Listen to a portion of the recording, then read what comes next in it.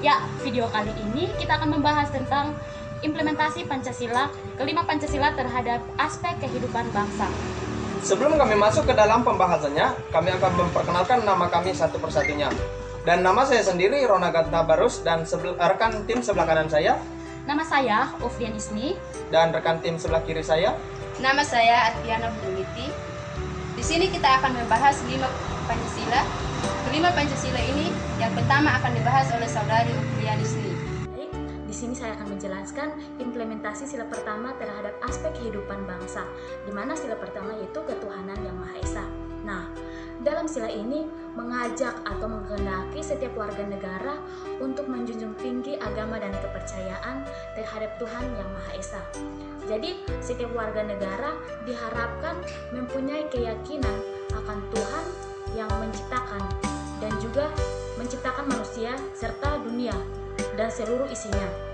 Nah, dalam keyakinan ini, keyakinan akan Tuhan yang Maha Esa diwujudkan dengan memeluk agama serta kepercayaan kepada Tuhan yang Maha Esa. Nah, dalam rangka menjalankan kehidupan beragama dan juga kepercayaan kepada Tuhan yang Maha Esa, terdapat juga beberapa pedoman yang dapat dilakukan oleh warga negara, yaitu yang pertama, percaya dan takwa terhadap Tuhan yang Maha Esa sesuai dengan agama dan kepercayaan masing-masing dan juga menurut dasar kemanusiaan yang adil dan beradab. Yang kedua, hormat menghormati dan bekerja sama antara pemeluk agama serta kepercayaan yang berbeda-beda sehingga terbina kerukunan yang hidup. Yang ketiga, saling menghormati. Dalam sila ini juga mengajarkan kita untuk saling menghormati kebebasan menjalankan ibadah sesuai dengan agama dan kepercayaan kita masing-masing. Yang keempat, tidak melaksanakan suatu agama dan kepercayaan kepada orang lain. Jadi dalam sila ini juga mengajarkan kita untuk tidak memaksakan suatu agama kepada orang lain untuk percaya kepada agama kita. Terima kasih. Saya akan melanjutkan ke dalam sila yang kedua, yaitu kemanusiaan adil dan beradab. Di sini dapat kita ketahui bahwa manusia adalah manusia yang paling tinggi derajatnya atau manusia yang bermartabat. Di sini dapat kita ketahui bahwa semua manusia itu sama derajatnya termasuk seluruh dunia ataupun khususnya di Indonesia sesuai Pancasila. Dan yang kedua dapat kita ketahui bahwa Indonesia yang adil. Di sini adil maksudnya tidak membeda-bedakan manusia yang satu dengan manusia yang lainnya, atau kedudukan yang tinggi dan kedudukan yang rendah, semua udah disusun sesuai Pancasila atau sesuai Undang-Undang Dasar. Dan yang selanjutnya saya akan membahas yaitu beradab, tentang keberadaban manusia. Maksudnya di sini tentang keberadaban adalah tentang sopan santunnya manusia atau tentang saling menghormatinya manusia yang satu dengan manusia yang lainnya. Antara contohnya kita punya beradab atau martabat. Martabat contohnya dapat kita buat contoh seperti siswa dan murid, siswa dan guru, maaf. Ya maksudnya kalau kita seorang siswa kepada seorang guru, berarti kita harus lebih sopan atau lebih menghargai begitu. Kita sebagai siswa harus lebih menghargai kepada gurunya. Atau di sini ada sifat keberadaban juga terdapat, yaitu seperti kita ke guru juga. Ya, kita harus memiliki sopan santun, istilahnya gimana kita sebagai siswa harus memiliki tata krama yang baik, yang benar sesuai Pancasila, yang tidak mengganggu dari norma-norma sesuai undang-undang. Menurut saya begitu. Menjelaskan implementasi sila ketiga, yaitu Persatuan Bangsa Indonesia, di mana sila ketiga ini merujuk pada persatuan atau bersatu dan tidak ada kata terpecah belah.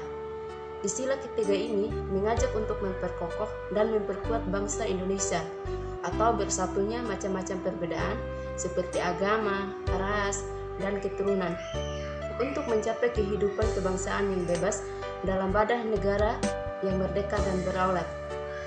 Di sila ketiga ini akan membahas tentang butir-butir implementasi, yaitu yang pertama, menempatkan persatuan, kesatuan, kepentingan serta keselamatan bangsa dan negara atas kepentingan pribadi atau golongan. Butir ini mengajak warga negara Indonesia untuk menempatkan kepentingan negara atas kepentingan golongan atau pribadi. Oleh sebab itu, peperangan seperti suku, agama, atau ras tidak boleh lagi terjadi, tetapi kita haruslah saling menghormati dan harus bersatu demi bangsa negara kita.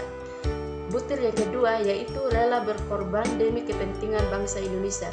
Butir ini menghendaki setiap warga Indonesia rela mengorbankan sesuatu sebagai wujud kesetiaan negara kita, yaitu memberikan contohnya menjadi militer sukarela, menjaga keamanan lingkungan, dan menegakkan disiplin atau bekerja keras, taat membayar pajak sebagai kewajiban negara Indonesia.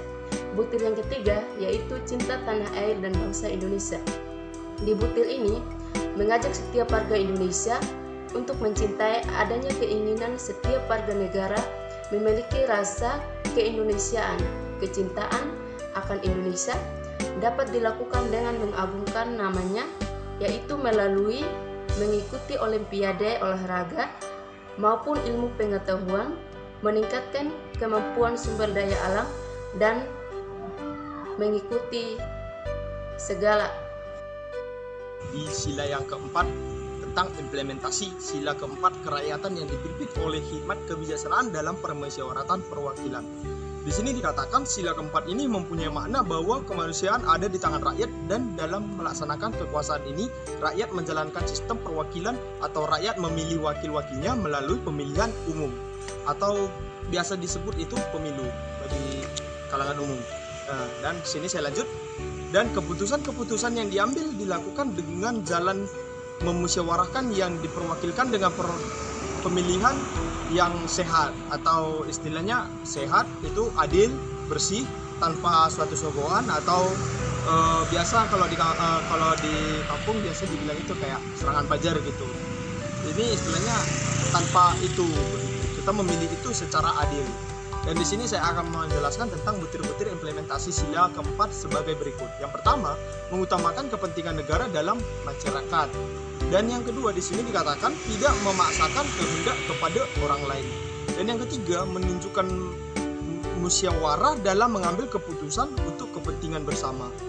Dan yang keempat di sini dikatakan memusyawarahkan untuk mencapai mufakat dilihat oleh semangat kekeluargaan. Dan yang kelima dengan tekad baik dan rasa tanggung jawab menerima dan melaksanakan hasil keputusan musyawarah.